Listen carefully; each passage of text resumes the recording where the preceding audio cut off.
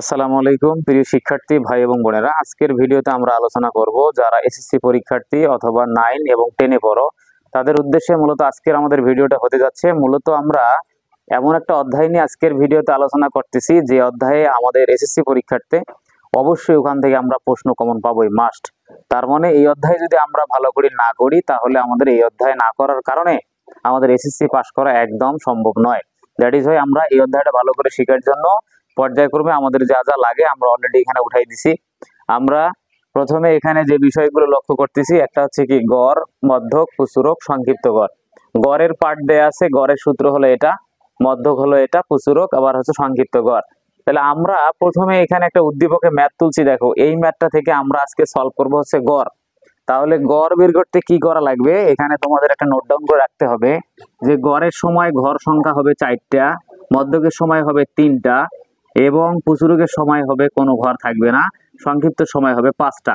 এটা অবশ্যই এটা মাথায় রাখতে হবে, ম্যাথ করতে তোমাদের একটু হেল্প করবে। যে সাধারণ যদি গড় বলে তাহলে ঘর লাগবে 4টা, এবং মধ্যক যদি বলে তাহলে 3টা, এবং যদি প্রচুরক বলে তাহলে সেক্ষেত্রে ঘর লাগবে না, সংক্ষিপ্ত গড় হলে 5টা ঘর লাগবে।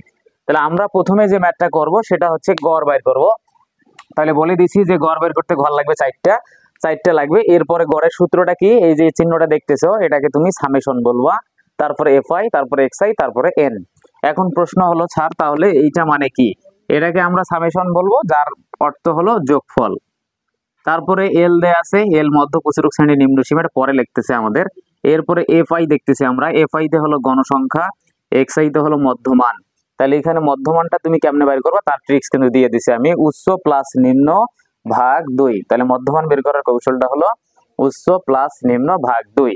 এরপরে সবার শেষে দেয়া আছে তোমার হলো এন। এন মানে কি, গণসংখ্যার যোগফল। তার মানে যতগুলো গণসংখ্যা পাবা সবগুলো গণসংখ্যাকে যোগ করবা, করার পর যে ফলাফল আসবে ওটাই হলো এন এর মান। তাহলে আমরা যেহেতু আজকে গড় করব, তাহলে গড় করতে আমাদের ঘর সংখ্যা লাগবে হলো 4টা। তাহলে আমরা 4টে ঘর আগে আজকে দিয়ে দেই। তাহলে 1 2 3 4, মোটামুটি আমরা এই কাজটা করব।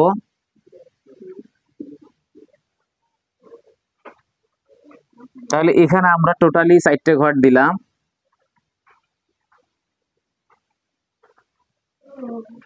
আর এই দিকে কয়টা ঘর হবে সেটা ডিপেন্ড করবে, তার মানে লম্বায় দিবা 4টা, আর ডান পাশে তুমি কয়টা ঘর দিবা সেটা ডিপেন্ড করবে ম্যাথে কতটা অপশন দেয়া আছে, 1 2 3 4 5 6টা। তাহলে অবশ্যই তুমি এইদিকে 6টা, তা একটা বেশি বা 2টা বেশি দিলে সমস্যা নাই। তা আমি এখানে 2টা বেশি দিতে যাচ্ছি। দেখো 4 5 6 আর 2 হলো 8টা হলো, তার মানে টোটাল ছিল এখানে 6টা, এর চেয়ে 2টা কি বেশি করে একটু দিবা, তাহলে হবে টোটাল হচ্ছে কয়টি, 8টি।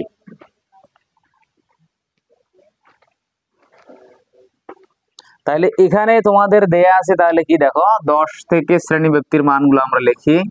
শ্রেণী ব্যক্তি, 2 নম্বর ঘরের নাম দিবা গণসংখ্যা, যার ইংলিশ হলো এফআই।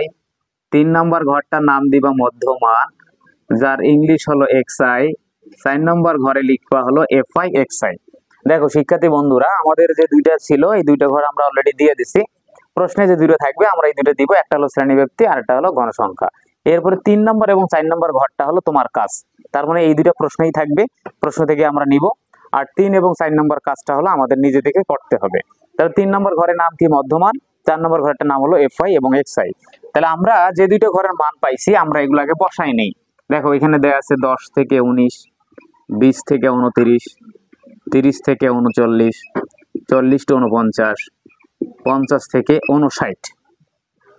এরপরে গণসংখ্যার ঘরটা আমরা ফিল আপ করি। গণসংখ্যার ইংলিশ হলো এফআই, 10 15 20 17 12। তাহলে মোটামুটি আমরা যে মানগুলো বাইর করার কথা আমরা প্রশ্নে যা পাইলাম তাই দিলাম। এখন আমাদের কাজ কি, মধ্যমান বের করা।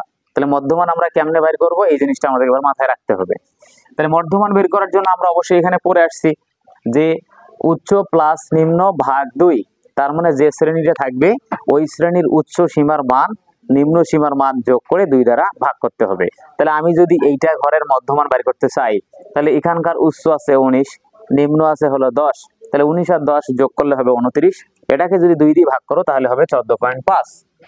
তাহলে আমরা 14.5 পাইলাম। পরেরটা আবার দেখো 29 আর 20 যোগ করবা, যোগ করে কত হবে দেখো, 29 20 যোগ করলে হলো 49, এটাকে তুমি যদি 2 দিয়ে ভাগ করো তাহলে হবে 24.5, তাহলে এটা হলো 24.5, 34.5, 44.5, 54.5।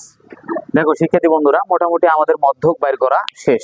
মধ্য কিভাবে বাইর করতে হয়, এই পাশাপাশি দুইটা সংখ্যাকে যোগ করে 2 দিয়ে ভাগ করতে হবে, পাশাপাশি দুইটা সংখ্যা যোগ করব, 2 দিয়ে ভাগ করব, তাহলে আমাদের মধ্যকটা চলে আসবে।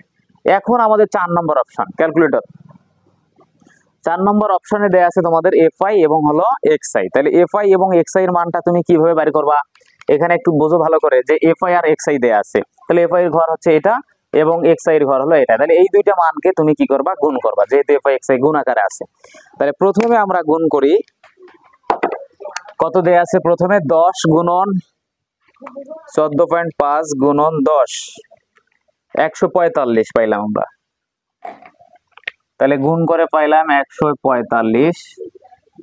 এর পরের পার্টটা দেখি, 15 গুণন 24.5, 367.5।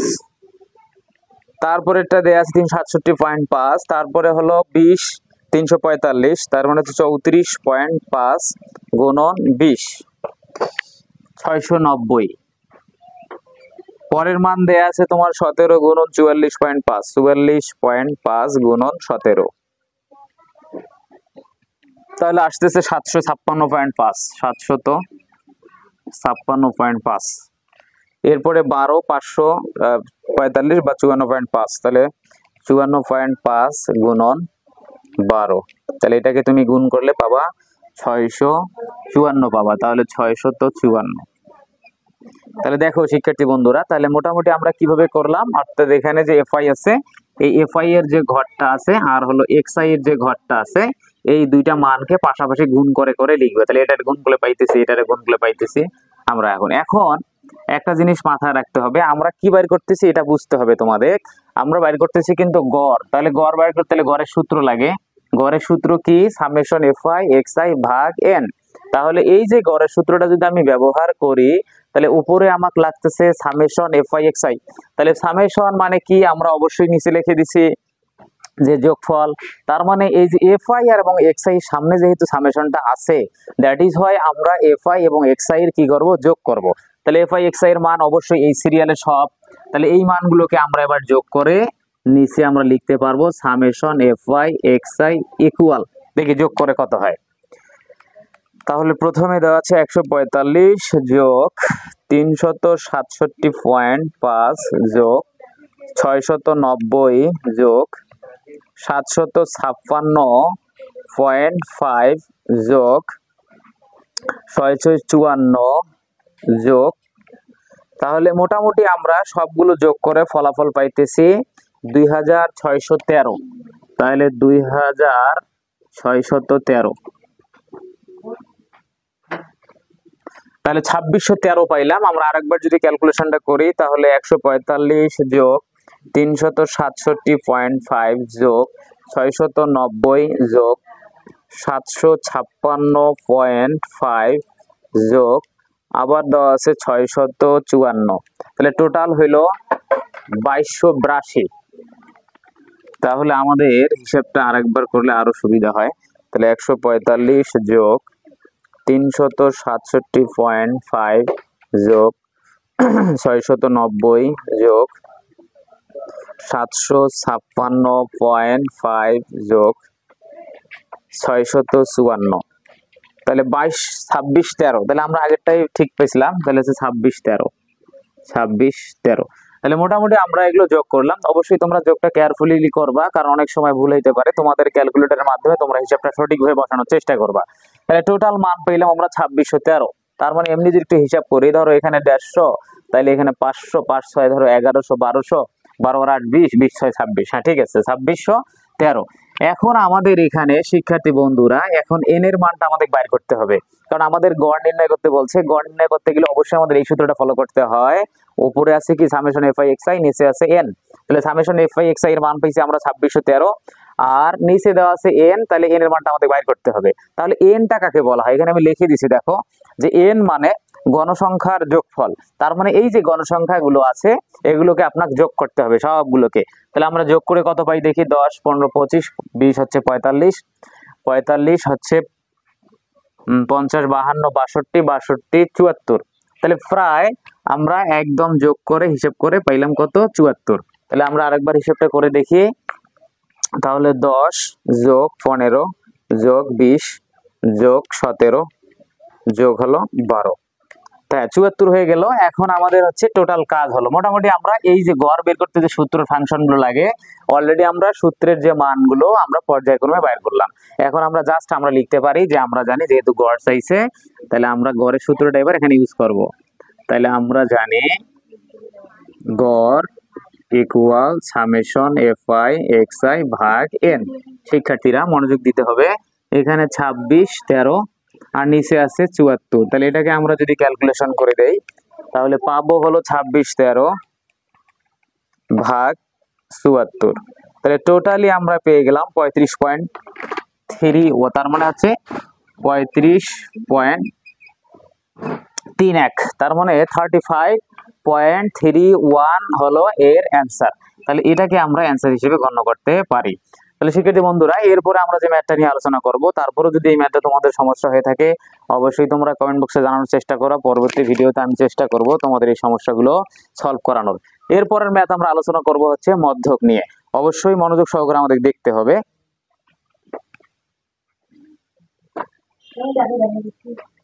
দেখো শিক্ষার্থী ভাইয়েরা এবার আমরা করব হচ্ছে প্রচুরক। আমরা অলরেডি গড় শেষ দিলাম, এখন প্রচুরকটা আমরা কিভাবে সলভ করব। আমি তোমাদের এখানে বিষয় একটা বলে দিছিলাম যে হচ্ছে গড় বের করতে ঘর লাগে 4টা, মধ্যকে 3টা, প্রচুরকে কোনো ঘর লাগবে না।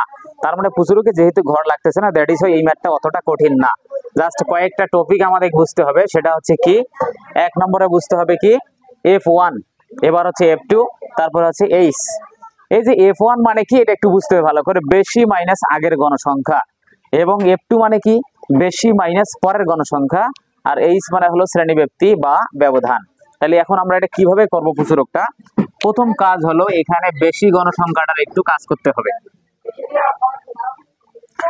এখানে বেশি গণসংখ্যার একটু কাজ করতে হবে। তাহলে এখানে বেশি গণসংখ্যা আমাদের কত,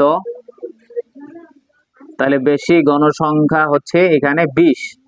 দেখো শিক্ষার্থীরা এখানে সবচেয়ে বড় যে গণসংখ্যাটা 10, 15, 20, 17, 22, 12, তার ভিতরে অবশ্যই 20টা কিন্তু বড়, এই জন্য লিখবা যে এখানে বেশি গণসংখ্যা হলো 20। এইটুক কাজ আমাদের করতে হবে, এখানে আর কোনো কাজ নাই। একটু কাজ যদি আপনি করতে পারেন তাহলে আপনি এখন ম্যাথ করতে পারবেন। তাহলে আপনারা প্রথম কাজগুলো, যেহেতু 20 হচ্ছে বেশি গণসংখ্যা, তাহলে এইটা আপনাদের হলো প্রচুরক শ্রেণী। তাহলে প্রচুরক শ্রেণী, মনোযোগ দিতে হবে, একে অপরে মনোযোগ দিতে হবে যারা দেখতেছো আর কি। তাহলে এখানে প্রচুরক শ্রেণী আমাদের এই যে 20-এর সোজা উপরেরটা 30 থেকে 39।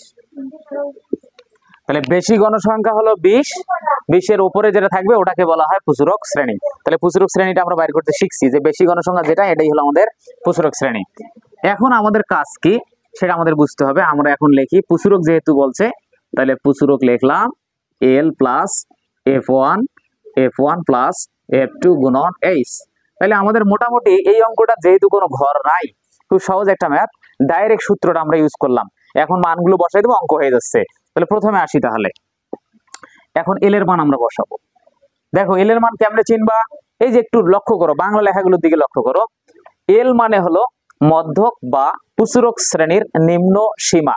তাহলে এখানে মধ্যক বা প্রচুরক আমরা কি করতেছি, প্রচুরক করতেছি। তাহলে প্রচুরক শ্রেণী হলো যে এটা হলো প্রচুরক শ্রেণী এটা। তাহলে দেখো এল মানে হলো এই দুটোর মধ্যে নিম্ন যেটা সেটা, তার মানে প্রচুরক শ্রেণীর নিম্ন বলতে এখানে অবশ্যই একটা 30 আছে, একটা 39 আছে। তাহলে দুইটার ভেতরে 30 হলো আমাদের নিম্ন, তাহলে এল এর মান হলো 30। অবশ্যই খুবই সহজ, বেশি যে গণসংখ্যাটা আমরা বাইর করব তার সোজা মধ্যক শ্রেণী বাইর করব, করার পর ছোটটার নাম হচ্ছে এল, আমরা এল দিলাম। এরপরে আসো কি f1, f1টা পড়ি নেই, কি বলছে f1 মানে বেশি মাইনাস আগের গণসংখ্যা। তাহলে এখানে দেখো বেশি, সবচেয়ে বেশি গণসংখ্যা হলো 20, সবচেয়ে বেশি গণসংখ্যা হলো 20। এখন 20-এর আগের গণসংখ্যা আছে 15, তার মানে বেশি গণসংখ্যা থেকে তার আগের গণসংখ্যা মাইনাস করতে হবে, মাইনাস দেওয়া আছে।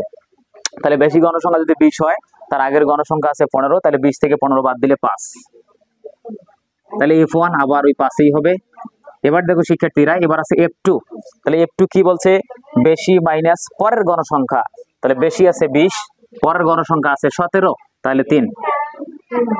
এবার আছে এইচ কেমনে বাইর করব? এইচ এর বাংলা পড়ে নেই, শ্রেণী ব্যক্তি অথবা ব্যবধান।